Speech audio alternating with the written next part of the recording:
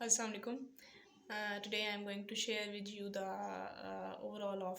overview of that academy time period and my 4 days at ISSB. How was all that? उसके बारे में आपको आज brief description देने वाली हूँ. First of all हम academy से शुरू करते हैं, उसकी बात करते हैं पहले. तो it was very nice and comfortable environment. और उसके बाद realistic और true guideline आपकी बहुत अच्छी और एक कह सकते हैं कि बहुत क्लियर माइंड टाइप की प्रिपरेशन जो कि हो जाती है और हमें करवाई गई ऐसी, थैंक्स टू सर जायद. एंड ओवरऑल उन्होंने जितना भी हमें गाइड किया that was really very realistic और ट्रू. फिर बात करते हैं हम फर्स्ट ऑफ ऑल पढ़ाई के सिस्टम की कि वो सब कैसा है हमारा जो एकेडमी में चल रहा है अभी, जो जिस तरीके से सर जायद चीज़ों को लेके चल रहे हैं. तो मेन चीज़ें ISSB में जिन्होंने हमें बहुत हेल्प की that was our discussion point to point and brief realistic और true picture of the things जो हमें सर ने दी. और उस पर जो हम रोज़ डिस्कशंस किया करते थे, रोज़ हम चीज़ों को ब्रीफली थॉरली चीज़ों को अंडरस्टैंड किया करते थे. उन्होंने बहुत हेल्प किया हमें.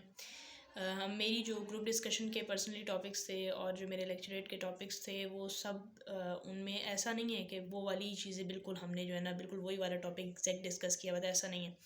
लेकिन उसके जो पॉइंट्स हमने देने थे या उसके बारे में जो डिस्कशन हमने करनी थी वो सारी चीज़ें, वो सारे पॉइंट्स, वो सारी नॉलेज इन्फॉर्मेशन उसके बारे में वो सब कुछ हमने डिस्कस किया हुआ था.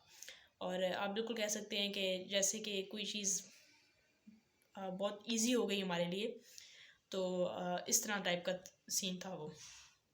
लेक्चरेट की बात करते हैं क्योंकि ISSB में मेन जो चीज़ें हैं साइक टेस्ट जो हैं आपके वो क्लियर हो सकते हैं. आप नेट से प्रिपरेशन कर लें, आप यूट्यूब से, क्योंकि बहुत आजकल तो मिल जाता है, वहाँ से देख लें, बुक्स मिल जाती हैं उनसे देख लें.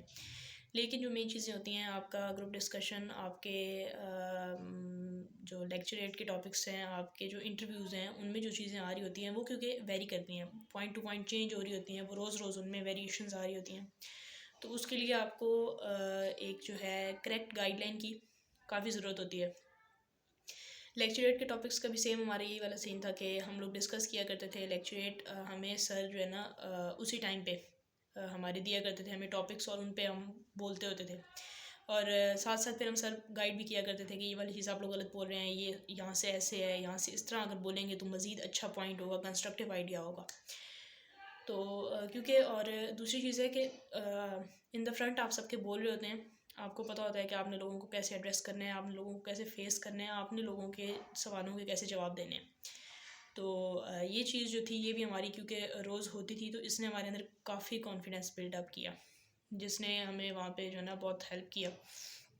लेक्चरेट के टॉपिक्स भी हमारे वहाँ पे जब हो रहे थे तो क्योंकि हमें पता था कि लोगों को फेस कैसे करना है, लेक्चरेट डिलीवर करते वक्त आपने क्या करना है, कैसे देखना है, कैसे जो है ना आपकी बॉडी लैंग्वेज होनी चाहिए. तो इन सारी चीज़ों का भी जो है क्योंकि हम प्रैक्टिस करते थे तो आइडिया था हमें, काफ़ी इन्होंने हेल्प किया.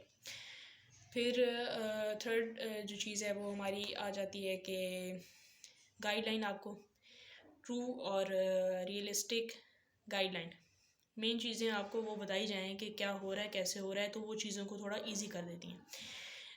ISSB इतना भूत या इतनी कोई बहुत ही वो वाली चीज़ नहीं है जो बहुत ही कोई मुश्किल है या कोई इस तरह है. इसको हमारी थॉट्स ने, हमारी बातों ने मुश्किल ज़्यादा बना दिया है.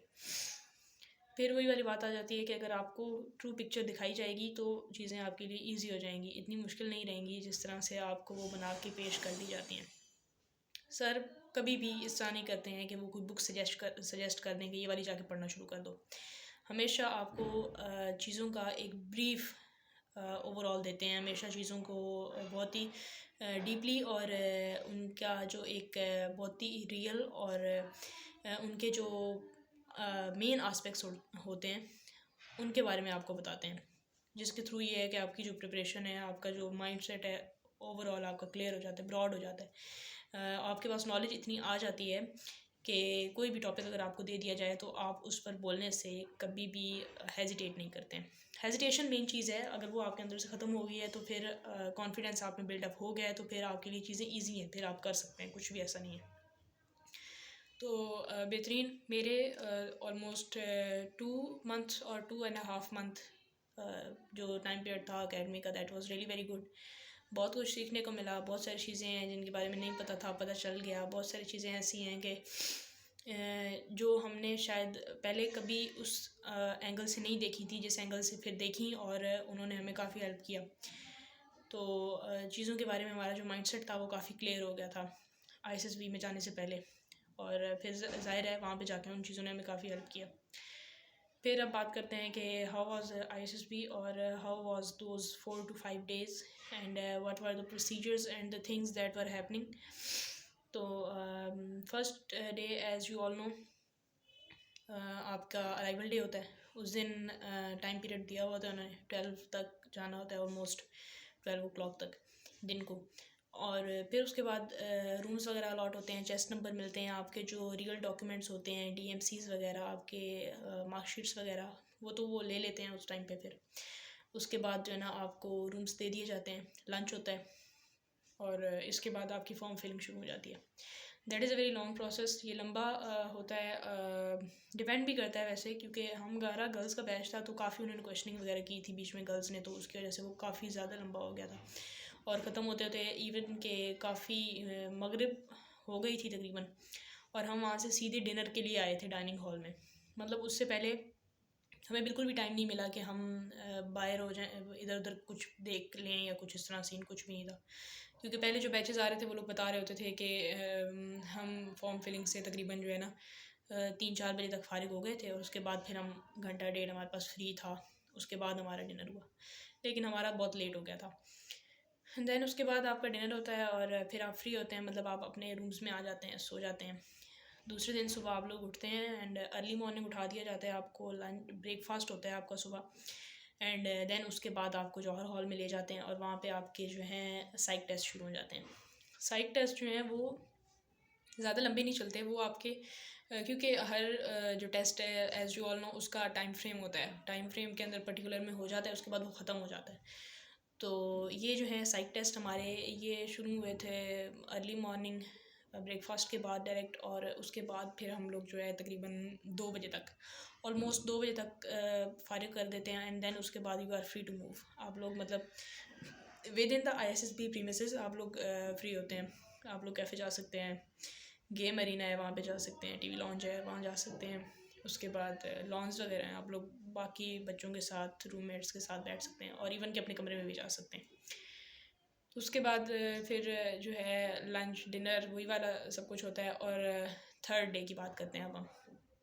थर्ड डे जो होता है वो आपका फर्स्ट जीटीओ डे होता है, और उसी में जो है वो अगर 2 या 3 बैचेस हैं जो बैच बनते हैं, क्योंकि हमारे 2 बैच बने थे गर्ल्स के, तो ग्रुप्स बन गए, 2 ग्रुप्स बने थे। और उन ग्रुप्स में से ऐसा था कि एक ग्रुप का जो है पहले साइक का इंटरव्यू और जीटीओ टास्क हो जाते हैं कुछ, दूसरे वाला जो इंटरव्यू है उनका साइड बाय साइड जो है, दूसरे वाला जो ग्रुप है उनका साइड बाय साइड जो है वो डेप्टी का इंटरव्यू होता है, और साथ में जीटीओ टास्क होते हैं। तो हमारा जो ग्रुप है, हमारे ग्रुप को जो है उन्होंने थर्ड डे साइक के इंटरव्यू के लिए और जीटीओ टास्क के लिए बताया हुआ था। तो सुबह अर्ली मॉर्निंग ब्रेकफास्ट के बाद आपको जो हॉल में बिठा देते हैं, और वहाँ से आपको नेम्स मतलब आपके जो चेस्ट नंबर हैं वो कॉल होने शुरू हो जाते हैं, और उस पर आप लोगों ने साइक के इंटरव्यू के लिए जाना होता है। अब जो साइक का इंटरव्यू है ये सबका तो नहीं होता, कुछ बच्चों का होता है, सिर्फ सिलेक्टिव होते हैं। और इसके बारे में जो एक माइंडसेट बना हुआ है कि ये सिर्फ रेड बाउंड्री के अंदर